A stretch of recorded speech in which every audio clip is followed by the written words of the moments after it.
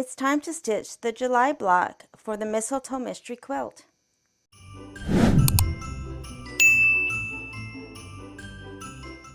For July, for our Mistletoe Mystery Quilt, we have these cute little reindeer blocks.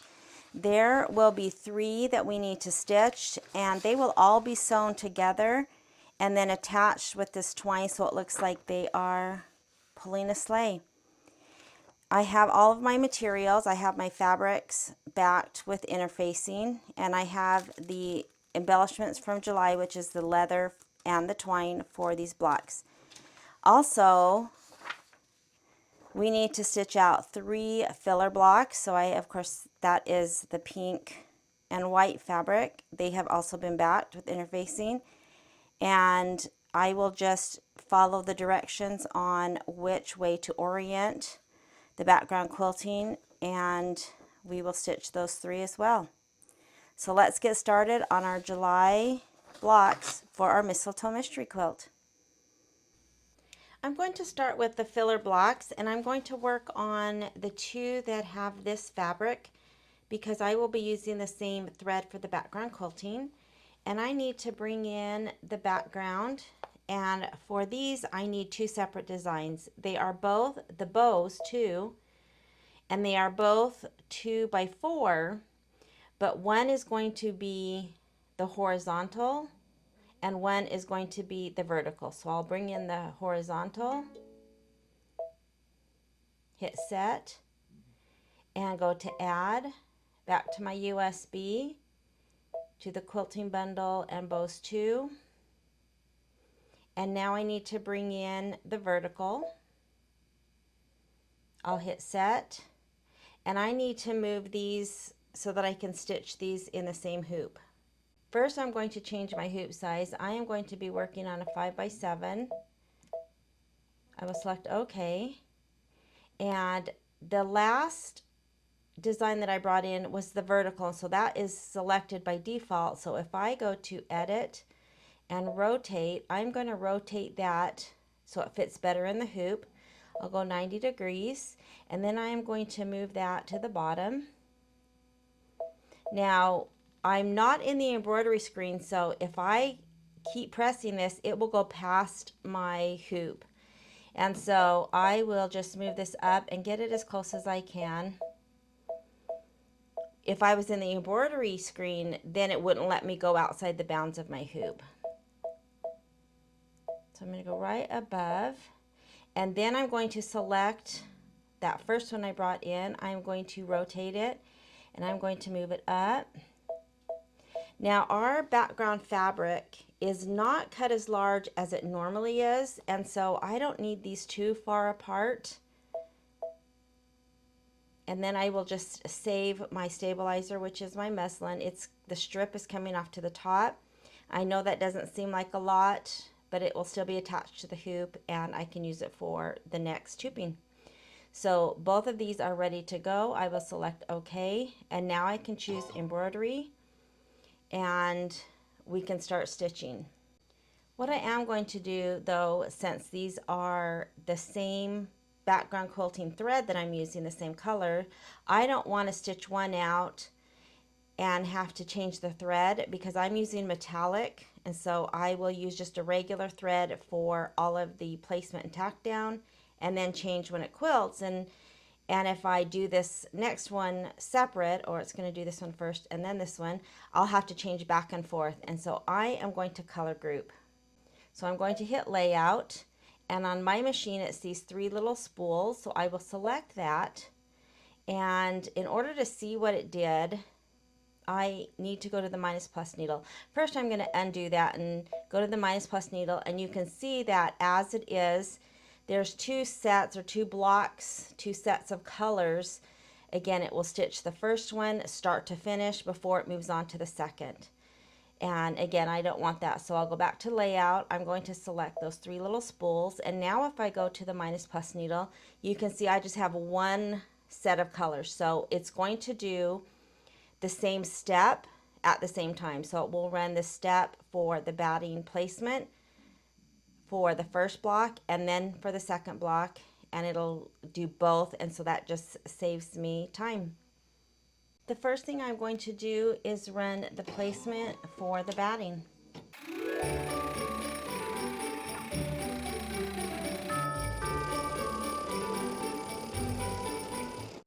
I forgot to mention this earlier, but for the batting for these filler blocks, I have cut them exactly to size. So they are cut 2 by 4, and so I do not need the tack down. So I need to skip these with my down arrow. Now when my machine stitches this, it does not stop between these steps that we color grouped.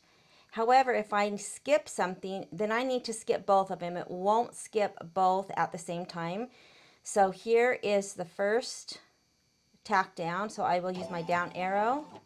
There is the second, I will use my down arrow, and now it has the fabric placement. Now I'm also going to skip the fabric placement. It's 1/4 of an inch past the batting, and while our filler blocks are not cut as large as regular blocks, meaning that there's not about an inch around or an inch bigger around, they are quite a bit bigger, and so I still feel like I don't need this step, so I am going to skip, and I need to skip both. So I will use my down arrow and use it again for the second one, and this is the tack down for this fabric, so I need to add my fabric on top of my batting. Now my fabrics do overlap a little bit, but you can see that the tack down of this top won't affect this fabric. All right, so now I just need to tack both of the fabrics down.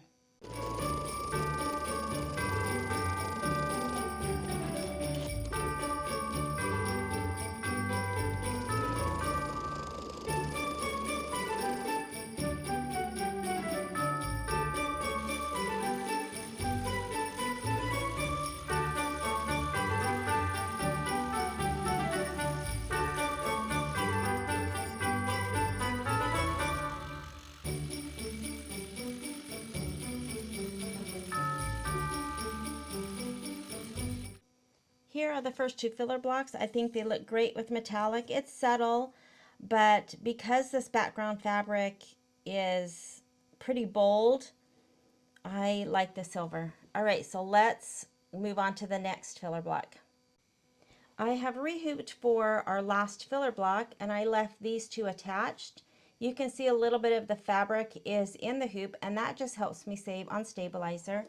Again, I have my strip going towards the back of my machine, and now I need to bring in the 3rd filler block. So I am just going to go home. I'm going to cancel and go back to my quilting bundle, and this last filler block needs a winter 10, and I need block by block, and this also uses the 2 by 4, and I will hit set. Now I am going to rotate it. Now since I only have one design, what I can do is choose embroidery, now go to layout and rotate and move it all the way down, and so I am able to get to the lowest on my hoop to save as much stabilizer. You can see all of this will be saved because it's still attached to the roll. All right, so I am going to select OK, go to the -+ needle, and this is exactly the same steps. I will just do the batting placement. I have my batting cut to size, so I will spray both the batting and my fabric. I will place both of them down, and I will skip the batting tack down and the fabric placement. I will run the fabric tack down. Then I'm going to change to a different silver metallic and run the background quilting.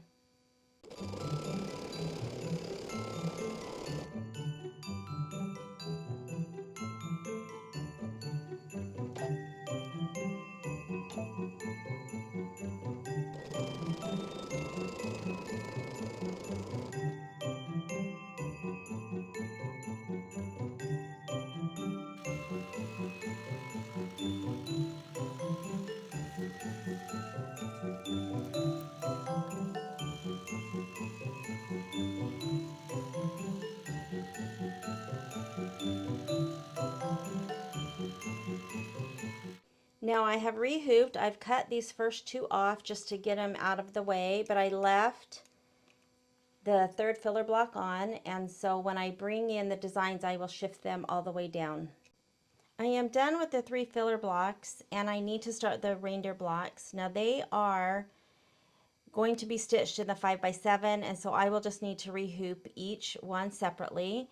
This is the only design, so I'm going to hit delete and delete that. I'll go back to my USB, and I need to bring in the 2 files for this block. So I will go to the quilting bundle, and this takes Christmas 17 block by block and the 4x4 size, and I will set. Now I need to go to add back to my USB and to the Embroidery Files folder and bring in the cute little reindeer and hit set.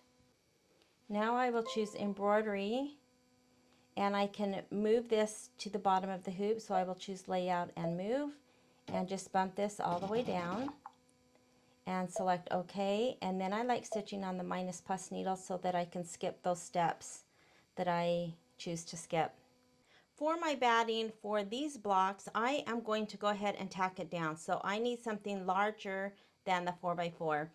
So I have a strip of 5-inch batting. This is just one long strip that I cut from the big, I don't know, queen size batting that I purchased. And I have left it in the strip. I'm not going to cut this to size. I could easily do that though. I could cut this 5x5 and it would be just a little bit larger. I'm going to leave it on the strip. When it tacks the batting down, I will just put the strip off to the side, tack it down, and then trim it and put this aside for the next 2 blocks. Now after I tack it down, I am not going to trim the batting. I will just place my fabric. I will skip the fabric placement line because I don't feel that I need it. My fabric's a lot larger, and I will tack the fabric down. The reason I'm not going to trim my batting is I am going to wait till the block is completely done, and I will use my trimmer by George. If you look, there are no parts of either the background quilting or the design that go into the seam allowance, and so I can use my trimmer by George, which is fast and easy, gets really good clean cuts. It saves time from trimming in the hoop, and that's how I will cut all 3 of these blocks.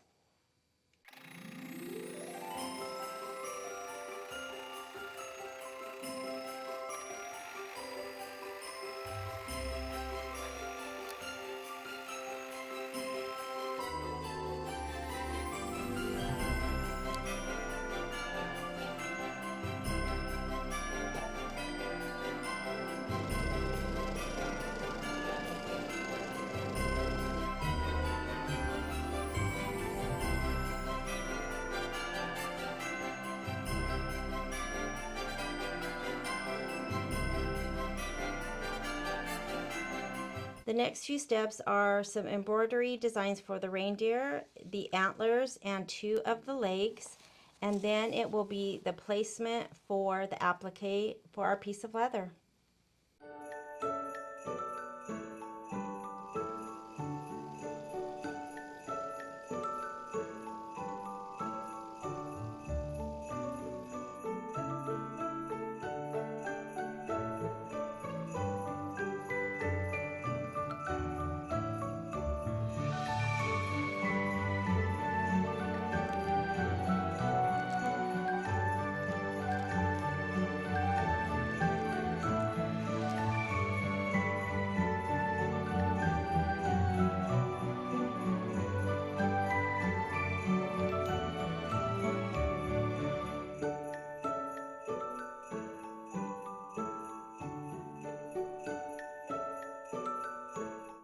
After the placement line, I'm going to place my leather. Now I did spray very lightly on the back, and I just need to cover this. And I am going to tape this down. I normally don't tape, and I really don't need the tape, but with leather sometimes it tends to get puffy when it does the tack down. And so I want to try to keep this as taut as possible, and we'll see if that helps. So I'm going to go ahead and tape all 4 edges.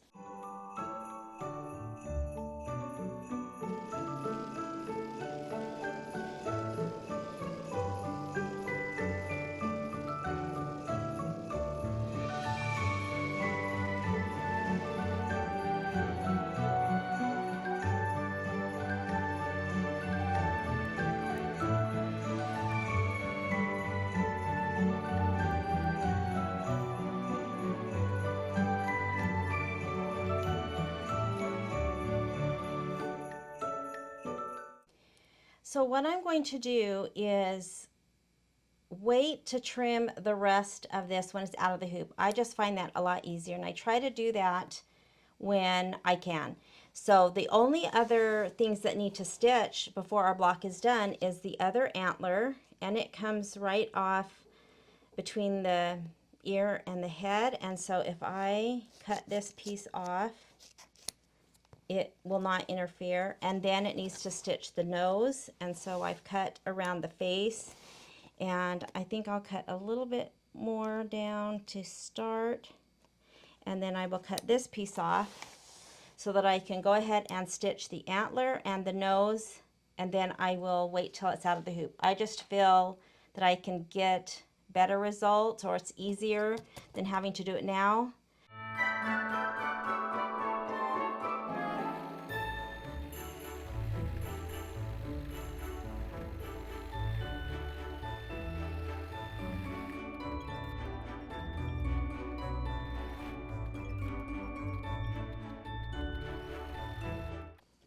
You can see that I cut enough away, and that's the important part if you want to save this to trim after, is that make sure that there is nothing that needs to be trimmed that is in the way of anything that's going to be stitched.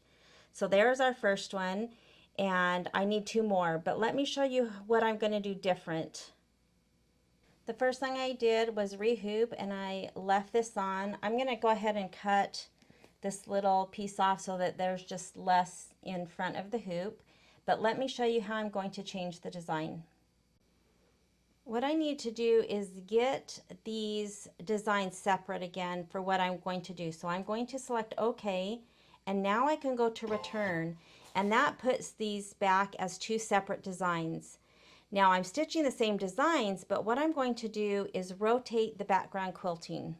And the reason I'm going to rotate the background quilting is so that I don't have the background quilting identical. These 3 are going to be sewn together, again, like they're pulling a sleigh, and maybe there will be a sleigh in another block. That would be fun. But you can see that this first block that I did exactly as the designs came in. And you can see the background quilting is this little reindeer that's kind of sideways. And so I don't really want 3 reindeers that you can see. Now, I am using that gray metallic, or silvery gray metallic, and so you can see the design pretty well on this gray fabric. And so again, I don't really want to see just that reindeer, reindeer, reindeer. So I am just going to rotate the background quilting. And I think for this next one, I am going to rotate to the left so that this little bell will be up in this corner.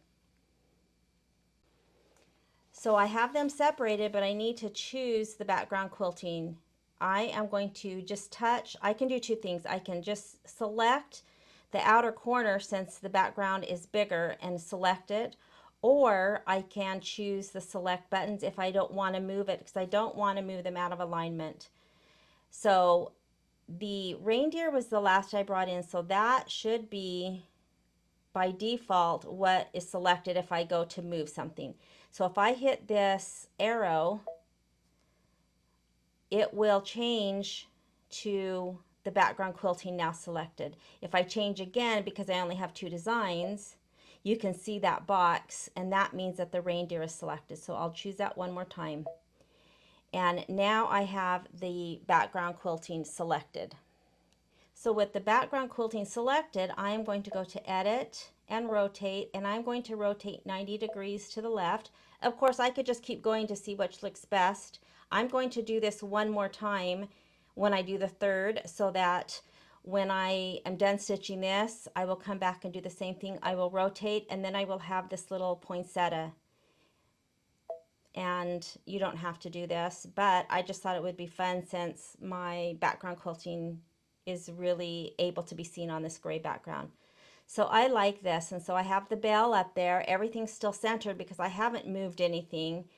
And so now I can select OK, and now go to embroidery. I'm still at the very bottom of my hoop so that I save all of the stabilizer for my last, and I can stitch this out. It will be, of course, all the same. I will use all the same threads. The only difference on this one is I am going to stitch the nose red because, of course, we need a Rudolph that is at the beginning. And so I wanted to do the one with the little bell. I could do the poinsettia, but I thought this would be a good one to have Rudolph. So I will do a red nose. Everything else is the same. And then I'll come back for the third and show you how to rotate again, and we'll stitch this out. These are super fast and easy. All right, let's get stitching the second one.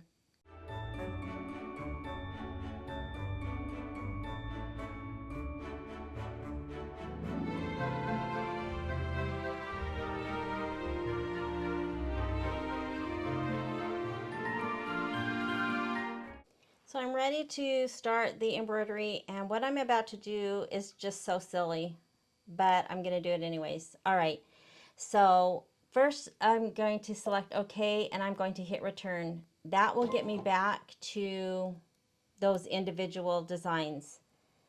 Now, if you look at this, which is what I had planned, again, I feel so silly saying this. When I look at this now, this little reindeer from the background quilting, his little antler looks like it's coming out of the reindeer's rear end, and I don't like that. It's stupid, I know. So I'm not going to stitch it like this. So I have the reindeer selected because I can see that little red box around it, and I'm just going to see what else looks good because I've already stitched the background quilting. I can't change the orientation of that. So I'm going to go to rotate, and let's see what happens if I turn him 90 degrees to the right. I think that's how I'm going to stitch Rudolph because the poinsettia is up here, and I think that looks good. If I go one more, it's hard to see this one. I'm looking upside down. I think I actually like that one. That's probably what I'll do for the third, or I may go back to the original where the little reindeer's in the corner. And I know, I feel so silly even saying that. So I'm going to rotate him so that the reindeer is this orientation because I've got my quilting already back. I've got my background quilting already quilted, and I've got the little poinsettia, and I'm going to do it this way. All right, I know I was silly. So when I'm done with this, I'll select OK and embroidery. But what's going to happen is it's going to put me back at the very first step. So I just have to go to my minus plus needle and cycle through until I get past the background quilting. Because when you go out of the embroidery screen and bring it back in, it goes to the very beginning. All right, so I'm skipping all those. There's the background quilting. And now I am doing the antler, and it's down in this orientation because I switched him. Okay, let's stitch this.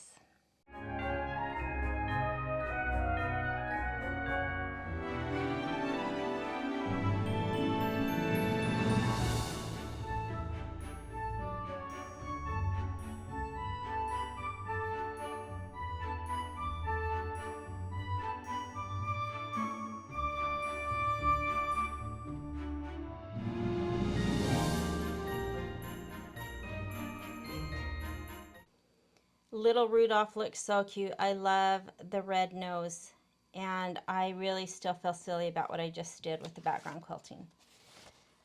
Now, I mentioned earlier that wouldn't that be cute if these three reindeer were attached to a little Santa sleigh?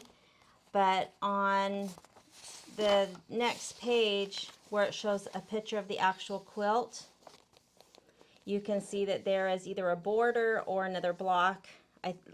I can't tell, but it's not a sleigh. So that would have been really cute to have a Santa sleigh. But these reindeer are so cute. So now I need to stitch one more, and we will trim the leather and then trim all of the blocks. So I've stitched all 3 reindeers, and I am going to cut them apart. Take this off the strip, and that just saves me. I've got 3 hoopings in a 5x7, and look, I didn't hardly use any stabilizer. All right, so I'm going to go ahead and cut these apart so that I can trim around these better. Again, I like to do that if at all possible out of the hoop. And I have my little Rudolph, and then 2 more. I think that is going to be so cute. All right, so I'm going to cut all of these pieces of leather, and then I'm going to give all 6 blocks a press so that I'm ready to trim. Before I can press the reindeer blocks, I am going to remove the tack down so that I can remove the batting and the stabilizer. So what I do is I turn to the back and find the knot, and I cut the bobbin thread on both sides of the knot. And then, even though this is a small block, I usually just go to the opposite corner and cut the bobbin thread. And then I can pull the bobbin thread out just enough to grab it. There's no set number, it's just, 5 or 6 stitches, however much it takes to get a hold of that bobbin thread. And I'll do that on both sides. And then I will just pull the bobbin thread. This is the corner that's not cut, so I usually just hold it right there for some tension. And because I've cut it down here, I can just pull that bobbin thread right out. I'll do the same thing with this one. And if it breaks, I just cut it again and keep doing it. That's how fast it is to take that tack down. So now I can come to this side, and this just pulls right out. Now the only thing I have left to do is the knot. And so from the fabric side, I need to cut the knot between the fabric and the batting. And then pull that out. And I'm ready to trim everything up. And I only do this when there is no background quilting or parts of the design that travel into the seam allowance. And that's why I could leave my batting untrimmed and do the block. So now I need to trim all that away. So I will take the top fabric and just fold it back, and you can see the tack down of the batting, and that's why I generally try to pick a little bit darker thread for the tack down, because that gives me a guide to where I'm going to trim. So I pull this back, and I'm going to use my trimmer by George. I love this. I have the 3.0 version. It's by Hoop Sisters. I got this at my local quilt shop. I think you can buy it from the Hoop Sisters directly. But this is great. It has a metal lip on it, and you fold that top fabric back, and this little lip sits flat down, and I kind of like shimmy it, and then it folds over. It protects that top fabric. Then this is where the dark thread comes in, or darker thread. I can see that stitching, and I don't want to cut right on the stitching because then the stitches fray. So what I do is I will take my ruler and just bump it so it sits right on top so that I can't see those stitches. Now if I cut the stitches, it's not that big of a deal. They just will be cut, and I've done that before. And then I will take a 60mm. It really needs a 60mm rotary cutter. This is what a regular one looks like, and it's not, because this has that little lip, the blade isn't deep enough. Now you could use a 45mm if you tilt it and cut, but rotary cutters are so inexpensive that I just bought a 60mm, because then this is tall enough to sit over And so then I will just trim it off. And now I've got a nice even cut. I've gotten rid of my batting and stabilizer. I didn't have to trim it while I was working on the block in the hoop, and it makes for a really nice clean block. So I will just continue.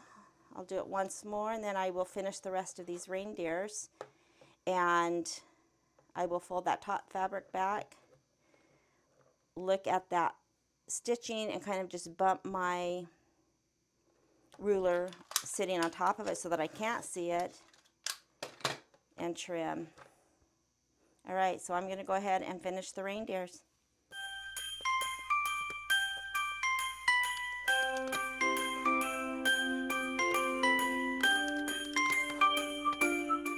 I have everything pressed and I'm ready to trim. Now, because I take out that tack down most of the time, I don't cut it from the front because I have a better chance of getting it even if I flip to the back where my batting is.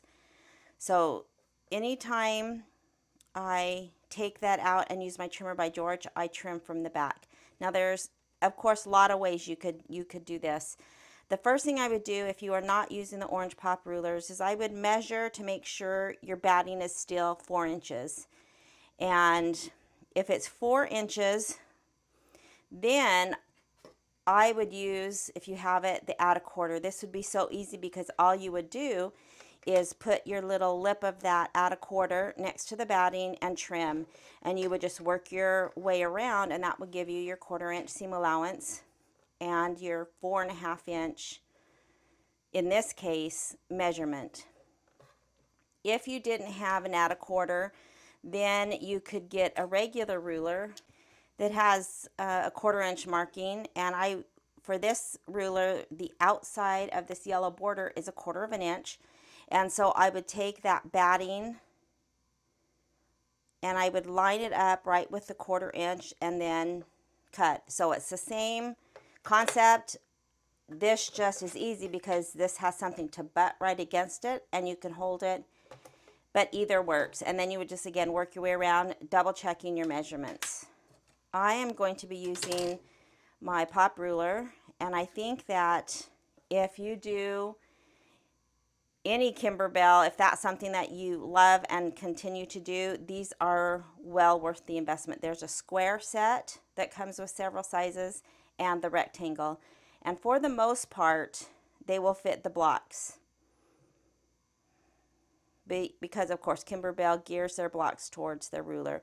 And so what I do is I just will line it up so that I have, about equal amounts, and it's centered with the batting. I don't really measure unless something needs a specific measurement on a specific edge, but I just center it the best I can, and then I will trim this.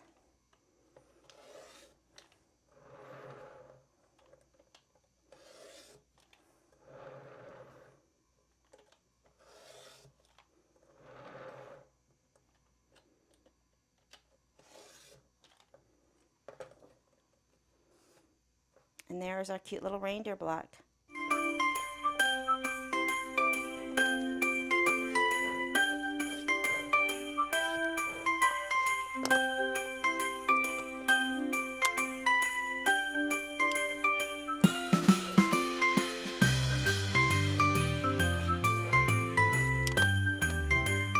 Now for the filler blocks that are 2x4, there is not an orange pop ruler that is open, but in the rectangle set there is a solid, and so you can use the tack down as kind of a guide.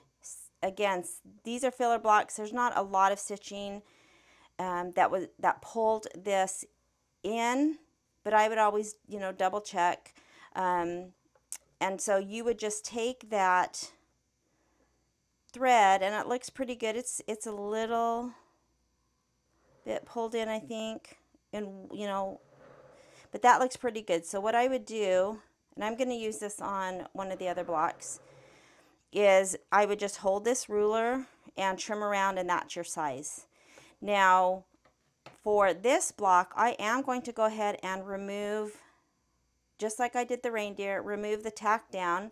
I don't have any batting in my seam allowance because I cut the filler block batting to size, but I don't want the stabilizer. I could easily leave it, but I'm going to take that out, remove this with my trimmer by George, and this will look just like the reindeer block.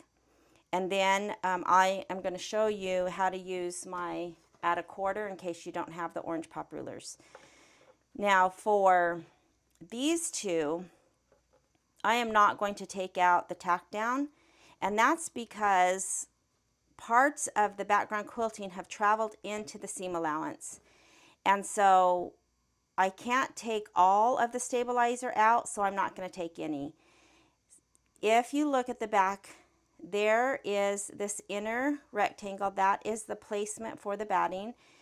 And my batting is cut to size, so I didn't run the tack down, but you can see where the batting is. Then the outer line, of course, is the tack down of the fabric. And you can see that quilting for these bows goes right in between those two stitches, which means that that quilting is in the seam allowance. So I don't take out the stabilizer because I can't take it out in certain parts. Where it begins, it travels down this way, and at the end, it's all in the seam allowance, so there's really honestly no point in trying to take it out other places. And on this one that's sideways, it's the same thing. There's just a little bit, the start and finish here, and then there's this little piece that came and traveled to finish. So for these, I am not going to take out my stabilizer. It will be left in the seam allowance, and that's okay. So on these, I could use my little orange rectangle and line it up the best I can.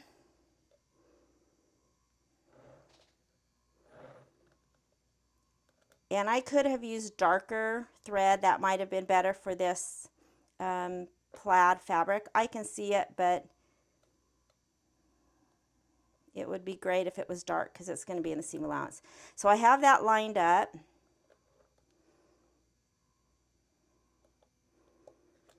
And I'm just going to trim this one.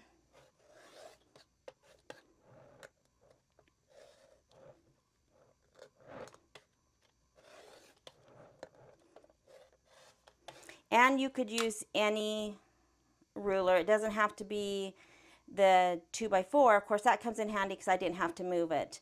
But if, for example, I was using a regular ruler, probably the first thing I would want to do would be to measure to make sure that those tack down lines are, and actually I'm sorry, it's going to be cut 2.5 by 4.5. The batting was 2 by 4. So this is 2.5, and I could check the top and the bottom. And this should be 4.5. And so I know that that is, you know, pretty accurate. So if I was using a regular ruler, and I'll go ahead and do it on this one,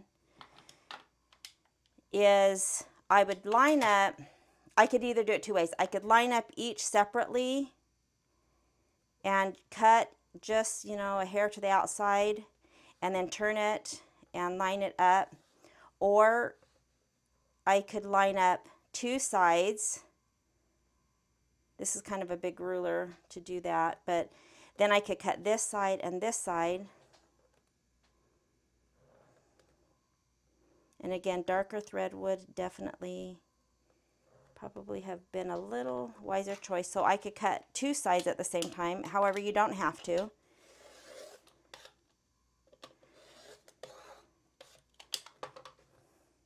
And then flip it around, and then I have these two. Now what I would do before I just cut on those is I would go ahead and line up my 2.5 by 4.5 just to make sure that I didn't get too close. I kind of got close right here, meaning probably a little bit less than 1/4 inch. And so to make sure, I'm going to line up my 2.5 because I need it 2.5 by 4.5. And I can see on this side that I'm going to cut outside the stitching, and I'll show you that. So on this one you can see the tack down, and on this one you can't. It's fine. It's 2.5 by 4.5. And so I would make sure if I was doing that, that I would measure to make it the right size. All right, so let me take out the tack down of this, and I'll do and I'll use my add a quarter. Now I wanted to note on this last piece of stabilizer, I have removed the rest from this block with my trimmer by George. You can see how great it looks. If you don't have a trimmer by George, it is you know, quite an investment for a ruler, and you do again need to buy the larger rotary cutter. But for years and for hundreds and hundreds of blocks, I did not have this ruler. So what I did is I would come to the back, let's say it looked like this, and I would just trim it off. Now this is when I was cutting all of my batting to size, and I didn't have to trim my batting. Once I got my trimmer by George, I started not cutting my batting to size, but sometimes I go back and forth. It really depends on the block and the quilting. But what I would do is I would take my stabilizer, it could be muslin or no-show mesh. I already have my batting trimmed to size, and I want to get this out of the seam allowance. So all you have to do is just cut along that placement line, of course being careful not to cut your block, and trim right next to that placement line. And you can see it's you know, slower. I mean, if you've got lots of blocks to do or bigger blocks, it takes longer. It's not quite as clean, but it gets the job done. And again, I've done that for hundreds of blocks. But now I have this one ready. And so to use the add a quarter, I already measured, I think, to double check that my batting is what it needs to be, and it should be 2 by 4, my batting, which means that adding 1/4 of an inch will make this 2.5 by 4.5. And I was pretty close here with, you can see I didn't get my fabric on very straight, but it's all good because I have enough. So I will take my add a quarter, butt it right next to the batting, and just trim, and then I'll just work my way around. I'll go to the next side, you know, butt it up and trim.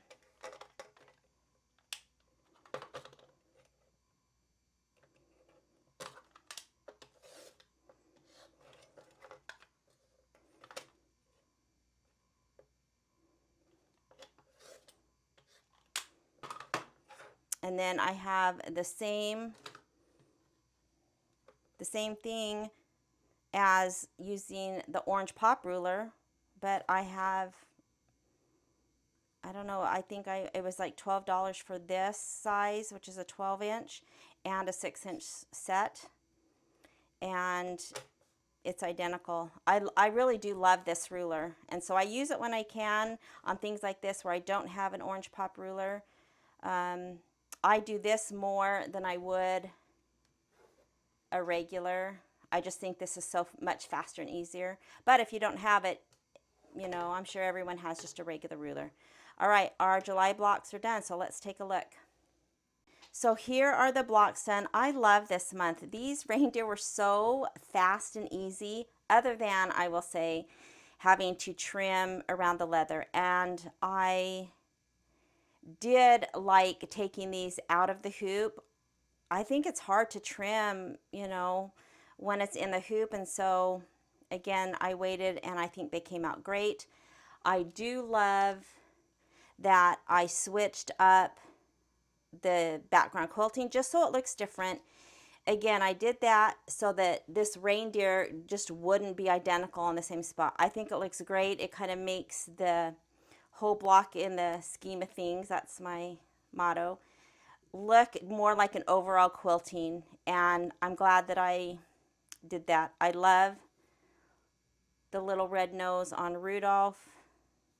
I love the metallic on the filler blocks. I think this was a super fun month, and we have 6 more blocks done.